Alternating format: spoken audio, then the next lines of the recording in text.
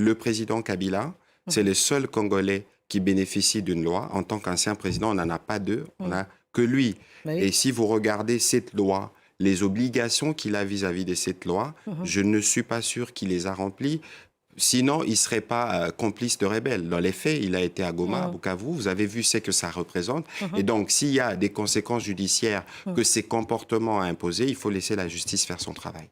Et Félix Tshisekedi, le président actuel, donc, a demandé la reconnaissance internationale des génocides commis en RDC. En quelques mots, pour nous expliquer ce que ça veut dire? Mais c'est évident que depuis 30 ans, et toute la communauté internationale est au courant, parce qu'avant d'arriver au génocide, on passe d'abord par des massacres et des violations massives de droits de l'homme. Nous, en tant que gouvernement, nous avons commencé un processus en interne, d'abord pour assurer la réparation de nos victimes. C'est pourquoi on a créé le Fonds national de réparation, FONAREF, et qui est financé par la redevance minière, parce que nos compatriotes sont tués pour les mines, on veut utiliser les mines pour réparer. Mais bien au-delà de ce travail que nous faisons, il y a un travail de justice, il y a un travail de reconnaissance internationale. Nous l'avons fait en interne et nous avons entamé une campagne à l'international. On a commencé par Genève en marge de la 60e Assemblée générale pour être sûr que le monde sache qu'il y a eu génocide au Congo. Parce que Mais pour génocide nous, perpétré par qui? Mais écoutez, je vous donne un exemple. L'exemple est récent.